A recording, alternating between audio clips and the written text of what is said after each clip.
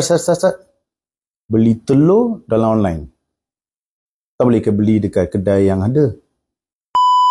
Salam sejahtera tuan-tuan dan puan-puan di luar sana. Kita sekali lagi berjumpa selepas beberapa ketika. Baru-baru ini kita dikejutkan dengan satu kes penipuan telur. Boleh je beli dekat kedai-kedai dekat mana-mana, tetapi pengadu dalam kes ni dia nak beli harga dengan harga yang murah dalam online, di mana dia masuk ke dalam satu aplikasi Fbook dan dia nampak satu penjualan telur dan dia terus tekan pada link yang dihantar, redirect kepada satu WF. Kita panggil WF lah kalau tuan-tuan faham apa maksud WF. Dan selepas tu salah seorang individu dalam app tersebut meminta pengadu untuk tekan pada link tersebut untuk urusan. Dan apabila pengadu tekan saja pada link tersebut, mendapati telefon bimbit dia telah blackout. Blackout bermaksud memang padam terus lah. Padam terus, dan pengadu apabila cuba untuk tutup dia punya handphone dan dia buka balik, mendapati nombor telefon dia bersama dengan WhatsApp tidak boleh diakses.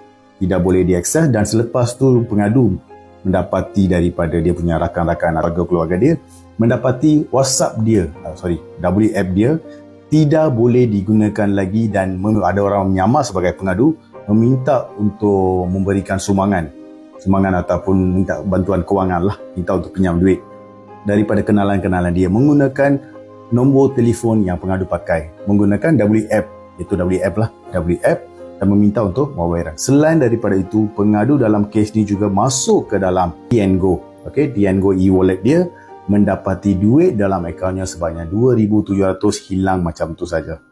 Dan baru-baru ni bukan kes pasal telur saja, ada juga kes-kes menjual beli kuih muih dalam talian pun macam ni juga cara yang digunakan. Dan selain daripada tu, baru-baru ni kita dikejutkan dengan STR, sumbangan tunai ramah, di mana ada pihak daripada kerajaan menghantar link tersebut untuk pengadu membuat serupa macam ni juga, dan akhirnya mengalami kerugian. Bukan kerugian saja, di mana pengadu punya WhatsApp tidak boleh digunakan, tidak boleh diakses, dan ada orang menggunakan nombor telefon dia dan WhatsApp WF pengadu ni untuk meminta duit daripada kenalan-kenalan dia.